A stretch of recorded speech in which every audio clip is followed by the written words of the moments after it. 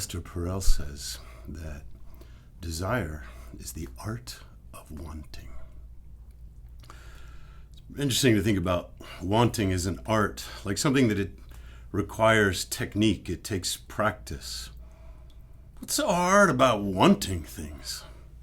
But the fact is, most of us don't know how to ask for what we want. We're taught when we're kids to keep our wants to ourselves. It's our parents who teach us not to ask for the things that we want because they feel bad when they can't buy them or we can't have them. Oh, I want ice cream. Oh, I want Dairy Queen. Oh, I want...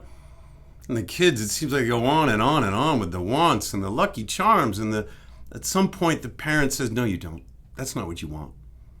And the kid learns not to want things. Or maybe it's when you go to elementary school and you're at the cafeteria with your friends, you're like, oh, I love ketchup. And somebody says, if you love ketchup so much, why don't you marry it? Because as soon as you tell the world what you want, you become vulnerable to their ridicule for wanting the wrong things. It's like Meryl Streep says to Anne Hathaway at the end of The Devil Wears Prada. And Anne Hathaway says, well, what if I don't want that? Meryl Streep says, everybody wants that. When we're young, everybody tells us what we are supposed to want. Esther Perel says desire is the art of wanting.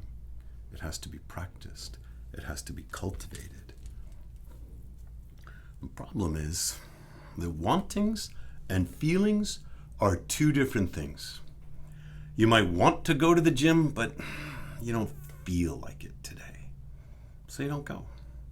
You might want all the benefits of the ice bath, but in that moment, right before you're about to get in, that's when you lose your nerve and you say, well, I don't feel like it today. We don't really act on our wantings, do we? We act on our feelings. So when Esther Perel says desire is the art of wanting, it's not just about being brave enough to tell the world what you want. It's also about being able to manage your own feelings. What you want and what you feel can be two different things. Mel Robbins says you get over it with the 5-4-3-2-1 rule. You do the things you want by counting backwards from 5. When you hit 1, it's like the launch button. You've got to go, even if you don't feel like it. You've sort of made this psychological commitment. And that might help you get through the ice bath, because there are a lot of people who want the ice bath but don't feel like it. And here's how the ice bath is going to help.